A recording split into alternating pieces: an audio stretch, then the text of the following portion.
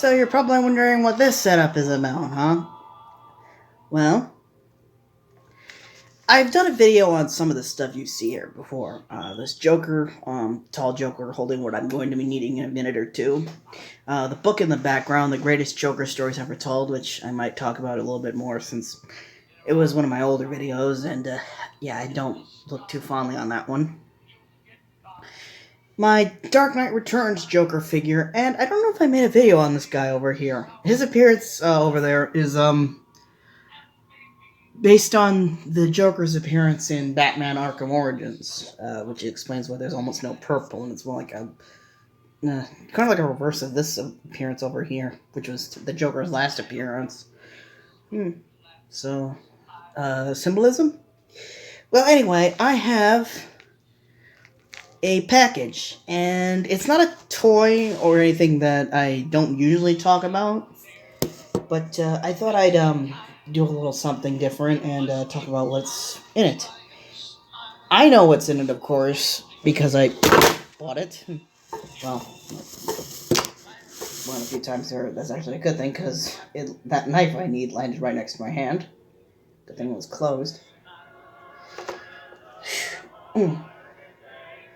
But I'm going to let it surprise anyone who's watching this.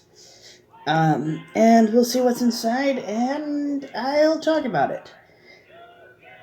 I'm pretty certain it's another comic, kind of like the one you see behind you.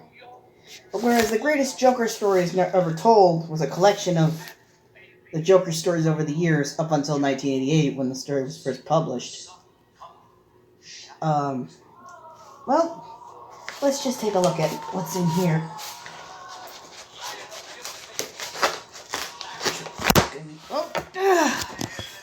I know, I need to get a stand or something, but frankly, I make garbage money, and this job doesn't, and this series doesn't make any money beyond to supplement my income. So what can you do?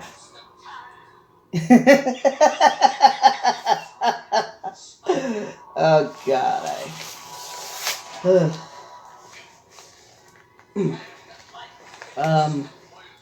I probably should edit that out, but I'm not going to. And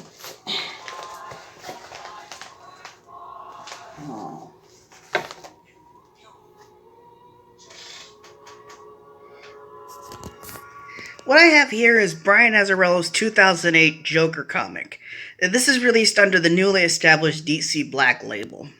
Now, if you don't know DC the Black Label, excuse me, I also need like a rig or something to, probably should get a rig or something to hold this better. A harness. But, okay, let's try it. Anyway, the Black Label was meant to be DC's replacement for Vertigo Comics, and basically it's a mature readers only imprint, much like Vertigo was. And it includes a lot of reprints of some of their stuff that was released under the main DC name, only with a mature readers warning, content warning, obviously. Yeah, just now under the Black Label name. I think it's also the name that they use for collector action figures, separate from the ones over there, which are basically toys and sold in common, like Target and Walmart and all that.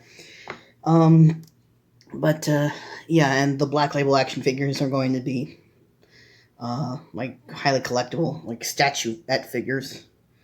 So I bought this in used condition to save money, and it's kind of this is supposed to be a new edition, but it's already kind of banged up. I don't know if that's a shipping accident or if it was like that.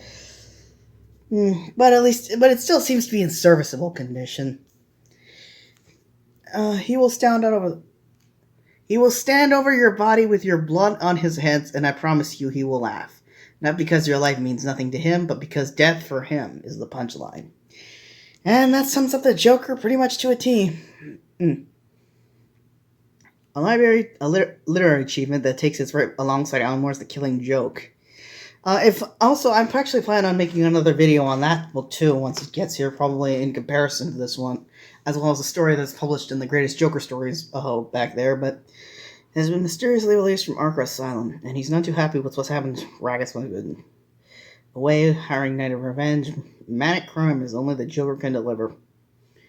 Penguin, Riddler, Two-Face, Killer Rock, and more. New levels of... Yeah, Brian Azzarello and Lee Bergemo. Now, aside this, as well as Batman Damned and Luther, the books over there, Lee Bergemo was also the author on Batman Noel, and that story, which is basically a Batman version of A Christmas Carol, much like this one, is not in canon to any particular Batman comic series or imprints. It just basically is based on the mythology of the characters themselves. In fact, Batman doesn't even appear until the very end of this book, and he only has like one line, to mock you. Let me see if I can find it. So, okay, let's see. So one thing that was being said about this book when it first came out was the appearance was, this was made in 2008, so a lot of people were comparing the appearance of the Joker here to, what was his name? The late Heath Ledger. How could I have forgotten that? And yeah, the late Heath Ledger, because that was the same year The Dark Knight came out. And both, I might skip or not look at some of these pages for too long, because this is a mature reader's title. It's a mature reader's title, but they censored the Joker flipping the city of Gotham off. Or possibly Batman. That's what I like about this. He's not there, but but reading this, you kind of still have the feeling that he is. Weird. But, as I was saying, this came out the same year as The Dark Knight, and Lee Bergemo and Ryan Azzarello have denied that it was intentionally based on his appearance or his mannerisms, because Heath Ledger's Joker was very different from this one. This book was probably written long before that movie was in production or anyone knew what was going on with it. But there were two influences I can think of that this book had, even 10 years down the line. One was the Joker's appearance in Suicide Squad. Well, not his physical appearance, but his aspects. In this book, he's more like a gangster or a crime boss, running everything from clubs and rackets and all that kind of stuff. Obviously, appearance-wise wasn't influenced. This Joker doesn't have damage tattooed on his forehead or a smile on his hands, although he's wearing gloves, so who knows. And also, last year's Joker movie. Now, even though that movie doesn't have much in common with... Oh, there he is. There's Batman. How convenient. This book doesn't have much in common plot-wise to that movie, but you definitely see that the idea is there. It's a much darker story centered around someone in the Batman mythos, but it almost doesn't feature the character at all. Instead, focusing to be more about a villain that he one of his rogues gallery, and possibly an alternate version at that. Which also brings me to my next point. This quick look. I think we missed his only one line in this. As I said, I'm going to be taking a look at a few more Joker-centric comics throughout the summer. I'm not going to say the month of June because I don't know when the ones that I've ordered are going to arrive. And I'm probably going to get more because there are a lot of Joker-centric comics, although there's only been one Joker ongoing comic in the 70s, and it only lasted 9 issues. The Clown Prince of Crime. The Joker, the Clown Prince of Crime. I'm probably going, if I can, I'll take a look at that one, but I don't know. It's not out of print or hard to get, but it's only just recently been collected, and there's not a second edition available. And yeah, I want to take a quick look back at this, the greatest Joker stories ever told. Now, it was published in 1988, and it published pretty much it collected some of the more famous Joker stories up to that point. But it started all the way back from his first appearance in 1940, how the character had changed with the... Oh, sorry. Actually, no, it's so fitting, let's keep that going. How the character changed with the changing standards in comics writing of the 50s. They had to censor him and not have him be a sociopathic killer all the time and more like a goofy prankster, which was not helped by the Adam West Batman show. And then the Joker's Five-Way Revenge, one of the most famous Joker stories of them all at the time, 1988, was finally published by Dennis O'Neil, who recently passed away, unfortunately. Yeah, it was Dennis O'Neil. I'd also kind of like this video to be a tribute to him. Is probably the man best known for bringing Batman out of that campy, goofy, more silly, cartoonish era that was the '60s. That rode on the heels of the Adam West TV show. The comics did away with everything that was cartoonish or silly about the character, and it basically made him a threat, a psycho, and basically a criminal again. And Dennis O'Neil was probably the man behind the forefront of all that. In addition to Joker being made darker and more dangerous again, he also made Batman a brooding vigilante. Uh, in fact, I don't even think I think he actually downplayed the appearances of Robin for a few years, even trying to get him written out of the series entirely, which doesn't really stick very often. But he tried. He was one of the first writers to try it. Sorry, there it is. The Joker's Fire Revenge. Yes, Danny O'Neil and Neil Adams. These guys made Batman who he is, or they reinvented him into the modern image that we think of him. And yeah, we definitely owe Dennis that. He died just a few days ago, and may he rest in peace.